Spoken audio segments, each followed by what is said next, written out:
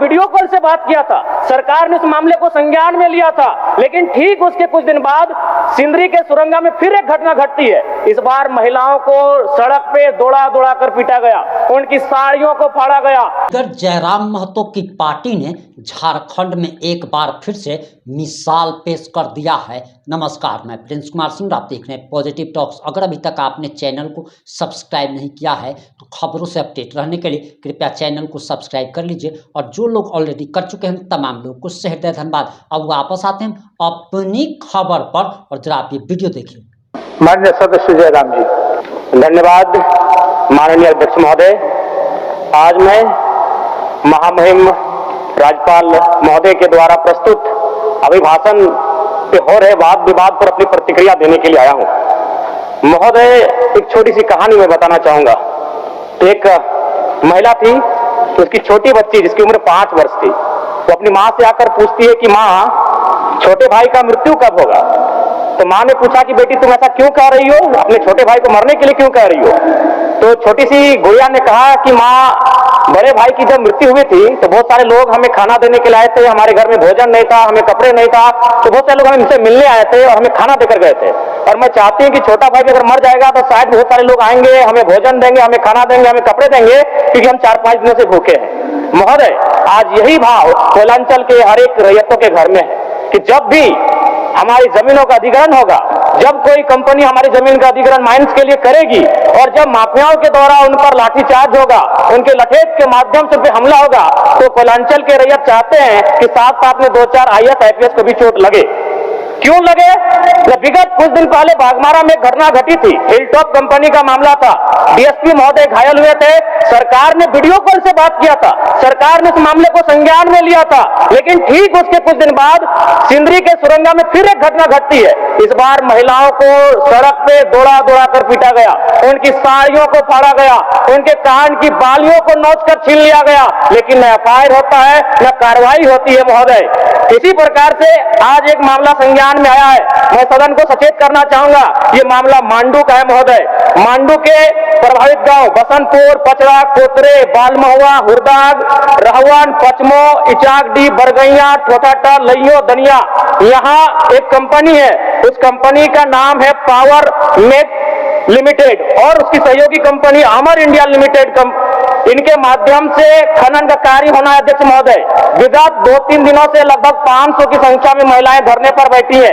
ये मामला मैं सरकार को आपके माध्यम से संज्ञान में देना चाहता हूं। अगर सरकार संवेदनशील है, क्योंकि लॉ एंड ऑर्डर की बात करती है, ये सामाजिक न्याय की बात करती है, विधि कानून की बात करती है, तो भारतीय संविधान आर्टिकल 14 कानून के समय सबको बराबरी की बात करता है। एक DSP घायल हुए, आपने लॉ एंड ऑर्डर को हाथ में लिया, DIG IG ने मार्च किया, DSP ने संज्ञान में लिया, DC घटनास्थल पर गई, लेकिन जब ग्रामीणों को पीटा जाता है, जब ग्रामीणों की जमीनों को जबरन लिया जाता है, कानून अपनी प्रतिक्रिया क्यों नहीं देता? अध्यक्ष महोदय, इसलिए मैं एक गंभीर मामला आपके संज्ञान में देना चाहता हूं। महोदय, भारतीय संविधान आर्टिकल 301 कहता है, क्योंकि इससे पहले जो जमीन का मामला था वो हमारा मौलिक अधिकार था, लेकिन संशोधन करते हुए 300A में डाला गया है। वर्तमान में हमारा मौलिक अधिकार न होकर संवैधानिक अधिकार है। अध्यक्ष महोदय, और वो क्लाउज कहता है कि जिसके पास भूमि नहीं है सरकार उसे भूमि आवंटित करेगी, लेकिन यहाँ दुर्भाग्य इस राज्य का कि जिनकी भूमि है, सदियों से, हजारों वर्षों से भूमि पर वो जोत-खोड़ करते हैं, और आज लगता है कि ब्रिटानिया हुकूमत बरकरार है, ईस्ट इंडिया कंपनी का शासन इस राज्य में बरकरार है। आज इसी प्रशासन के जोर पर आज उनकी जमीनों का जबरन अधिग्रहण किया जाता है। मांडू का मामला को संज्ञान में लीजिए, सुरंगा का मामला संज्ञान में लीजिए, भौरा का मामला संज्ञान में लीजिए। अध्यक्ष महोदय, क्योंकि रोज रोज आपके DSP घायल होने का इंतजार मत कीजिए। विधि के समक्ष अगर सब बराबर है तो रेतों को भी जान जाती है, रेतों को भी चोट लगता है। इस मामले को संज्ञान में लेंगे। महोदय, मैं आगे कहना चाहूंगा, अभी वरिष्ठ नेता ने कहा लॉ एंड ऑर्डर, मैं मानता हूं कि लॉ एंड ऑर्डर आपका है, लेकिन कहां है अध्यक्ष महोदय? गांवों में, खेतों में, खलिहानों में, बालू और कोयला के खदानों में, माफियाओं की जेब में आपका लॉ एंड ऑर्डर है। महोदय, मैं पढ़ के बताना चाहूंगा, ओबी डंपिंग को लेकर भिड़ंत, फायरिंग, बमबाजी, रेती जमीन पर ओबी डंप किए जाने को लेकर पहले भी हो चुका है संघर्ष, चले थे गोली बम, मामला जीनागोड़ा का।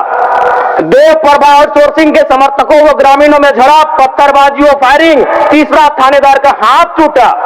अचानक बमबाजी व फायरिंग से मची भगदड़, पुलिस की मौजूदगी में एक दूसरे पर पत्थर बरसाते लोग। मैंने कहा लॉ एंड ऑर्डर है अध्यक्ष महोदय, कहां? गांवों में, खेतों में, खलिहानों में, कोयला के खदानों में, माफियाओं की जेब में अध्यक्ष महोदय। मामले को गंभीरता पूर्वक संज्ञान में लीजिए अध्यक्ष महोदय। फिलहाल मांडू के मैंने जिन गांवों का नाम जिक्र किया है, अभी भी 500 महिलाएं धरने पर बैठी अध्यक्ष महोदय। अगर सरकार इस मामले को गंभीरता पूर्वक नहीं लेती अध्यक्ष महोदय, तो बागमारा और झरिया जैसी घटनाएं मांडू में घटित होने में देर नहीं लगी अध्यक्ष महोदय। इसलिए मैं चाहता हूं कि इस मामले को आप संज्ञान में ले। दूसरी बात अध्यक्ष महोदय, मैं आपके माध्यम से एक अत्यंत गंभीर मामला संज्ञान में देना चाहता हूं। धनबाद जिला तोपचाची प्रखंड अंतर्गत पिपराडी गांव, आजादी के 78 साल बाद भी उस गांव की सड़क मुख्य सड़क से जुड़ नहीं पाई है। उनका मामला आता है अभयारण्य भूमि, सेंचुरी का भूमि का मामला संज्ञान में आता है। अध्यक्ष महोदय, मैं सदन के माध्यम से सरकार से पूछना चाहता हूं कि पारासनाथ पहाड़ में सड़क बन सकता है तो पिपराडी गांव में क्यों नहीं बन सकता है अध्यक्ष महोदय? पारासनाथ पहाड़ में जिन लोगों की सड़क की जरूरत थी अध्यक्ष महोदय, चूंकि वो धनी लोग थे, वो संपन्न लोग थे, इसलिए पारासनाथ के पहाड़ में जो कि सेंचुरी अभयारण्य है, सड़क चली गई, लेकिन पिपराडी गांव सड़क नहीं जा पा रही अध्यक्ष महोदय। ये तोपचाची प्रखंड का मामला है, इसे संज्ञान में लेंगे। दूसरी बात अध्यक्ष महोदय, जो विषय मैंने कहा 300A में स्पष्ट है कि राज्य अपनी विधायकी शक्ति का उपयोग करके संपत्ति के अधिकारों को सीमित, कम या बदल कर सकता है। इसलिए आपसे आग्रह होगा, जो भी मामले भूमि संबंधित खासकर खनन क्षेत्रों से आते हैं, उसके लिए आप एक पोर्टल बनाए अध्यक्ष महोदय, एक शिकायत पत्रिका बनाए अध्यक्ष महोदय, क्योंकि मामला बहुत ही हिंसक रूप धारण कर लेता है। मैं उस क्षेत्र से आता हूं, मैं कोयलांचल के क्षेत्र से आता हूं अध्यक्ष महोदय। मैं रोज बमबारी, गोली, तमाम घटनाओं को देखता हूं, सुनता हूं अध्यक्ष महोदय, और आम व्यक्ति की कहीं सुनी नहीं जाती है। इसलिए आपके माध्यम से सरकार से मेरा आग्रह होगा, ऐसे विषयों पर सरकार गंभीर रहे। अगर गंभीर नहीं रहती है तो अप्रिय और अनहोनी घटना होने में देर नहीं लगी अध्यक्ष। माननीय सदस्य जयराम जी। धन्यवाद माननीय अध्यक्ष महोदय। आज मैं महामहिम राज्यपाल महोदय के द्वारा प्रस्तुत अभिभाषण पे हो रहे वाद विवाद पर अपनी प्रतिक्रिया देने के लिए आया हूं। महोदय, एक छोटी सी कहानी मैं बताना चाहूंगा। एक महिला थी, उसकी छोटी बच्ची जिसकी उम्र 5 वर्ष थी, वो अपनी माँ से आकर पूछती है कि माँ, छोटे भाई का मृत्यु कब होगा? तो माँ ने पूछा कि बेटी तुम ऐसा क्यों कह रही हो, अपने छोटे भाई को मरने के लिए क्यों कह रही हो? तो छोटी सी गुड़िया ने कहा कि माँ, बड़े भाई की जब मृत्यु हुई थी तो बहुत सारे लोग हमें खाना देने के लिए आए थे, हमारे घर में भोजन नहीं था, हमें कपड़े नहीं था, तो बहुत सारे लोग हमसे मिलने आए थे और हमें खाना देकर गए थे।